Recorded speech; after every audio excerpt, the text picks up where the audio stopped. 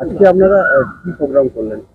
আজকে আমরা ভারতীয় মজদুর সংঘের পক্ষ থেকে এসেছি আমাদের যে রিজিওনাল অফিস বর্ধমান সেখানে এবং জোনাল অফিসে সৌজন্য সাক্ষাৎকারের জন্য আমাদের ইউনিয়নের পক্ষ থেকে বর্ধমান জেলা কমিটির সদস্যরা এখানে উপস্থিত আছেন। বিদ্যুৎ দপ্তরের WBSC, DCL, TCL, PDCL। আপনারা কি আগে অন্য কোনো সংগঠন? না, আমরা বরাবরই রাষ্ট্রবাদী শক্তির সাথেই আমরা রয়েছি এবং রাষ্ট্রবাদী চিন্তাভাবনার সকলেই রয়েছি এবং আমাদের সংগঠনও আর একদম নতুন নয়। আমরা 21 সাল বা তার আগে থেকেই আমাদের এই সংগঠন রয়েছে, কিন্তু এবারের নির্বাচনের পরে আমরা আজকে এসেছি বিশেষভাবে সৌজন্য সাক্ষাৎকারের জন্য। আগামী দিনে কি কি কর্মসূচি রয়েছে? আগামী দিনে কর্মীদের স্বার্থে কাজ করা এবং বিভিন্ন ক্ষেত্রে যে দেখা যায় যে রাজনৈতিক দল এবং ইউনিয়নকে গুলিয়ে ফেলার একটা চিন্তা ভাবনা চলে, তো আমরা সম্পূর্ণরূপে ইউনিয়ন ভারতীয় মজদুর সংঘ, যেটি রাষ্ট্রীয় স্বয়ংসেবক সংঘ বা RSS এর একটি সংগঠন, সেটি একদম কর্মী স্বার্থে সম্পূর্ণরূপে কাজ করব এবং কোনো রকম রাজনৈতিক প্রেক্ষাপট বা রাজনৈতিক ছত্রছায়া ছাড়া আমরা একদম কর্মীদের স্বার্থে সম্পূর্ণরূপে কর্মী স্বার্থেই কাজ করব এবং রাষ্ট্রবাদী চিন্তা ভাবনা, রাষ্ট্র স্বার্থ, রাষ্ট্রহিত, উদ্যোগ হিত এবং শ্রমিক হিত, এই তিনটি যে আমাদের আদর্শ রয়েছে, এই তিনটির ওপরেই আমরা আগামী দিনে কাজ করব এবং নিশ্চিতভাবেই আপনাদের শুভকামনা। আমরা বিগত বছরে কি কি কাজ হয়নি বলে আপনারা মনে করেন? বিগত বছরে দেখুন বহু কাজ আছে। এমপ্লয়ীদের ক্ষেত্রে ডিএ, যে সমস্ত পার্মানেন্ট এমপ্লয়ীদের ক্ষেত্রে ডিএ রিলেটেড সমস্যা রয়েছে, পে কমিশন রিলেটেড যে সমস্ত পার্মানেন্ট এমপ্লয়ীদের ক্ষেত্রে ডিএ রিলেটেড সমস্যা রয়েছে, পে কমিশন রিলেটেড সমস্যা রয়েছে, তাদের যে পে স্কেল সেগুলো সম্পর্কিত যে বিভিন্ন সমস্যা তো রয়েছে।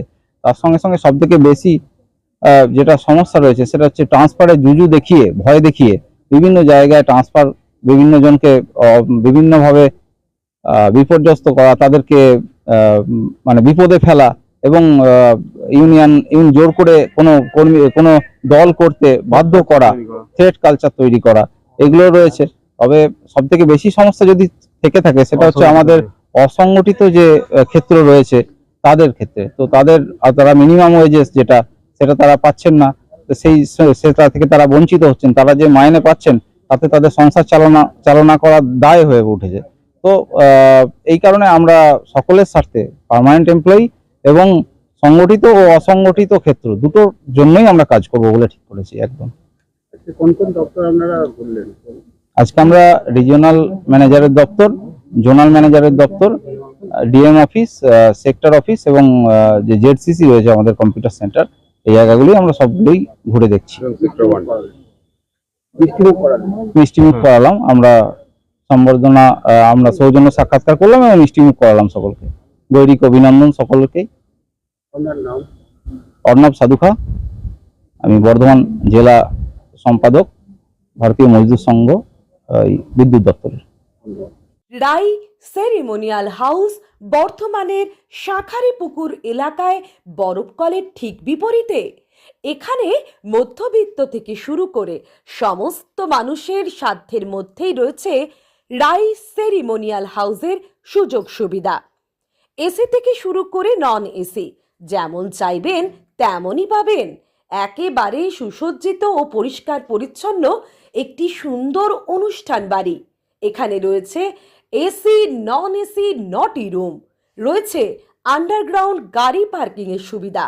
অতএব আপনাদের যে কোনো অনুষ্ঠানের জন্য আজই বুক করে ফেলুন রাই সেরিমোনিয়াল হাউস।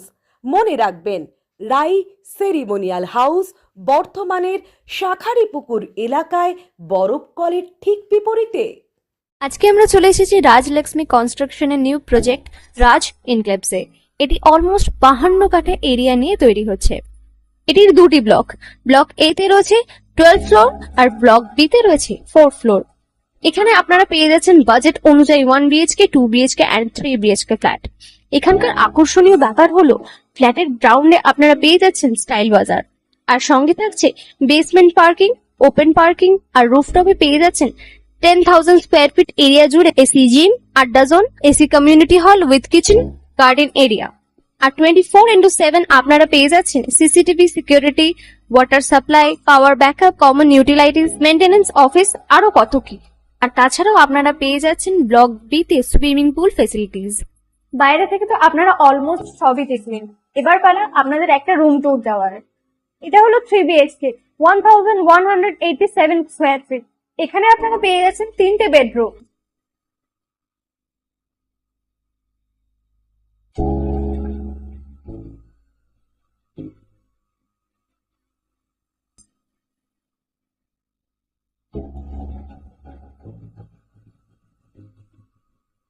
তাছাড়াও আপনারা পাচ্ছেন ডাইনিং এরিয়া, সাথে একটা কিচেন, দুটো বাথরুম, সঙ্গে সাউথ ফেসিং ওপেন ব্যালকনি।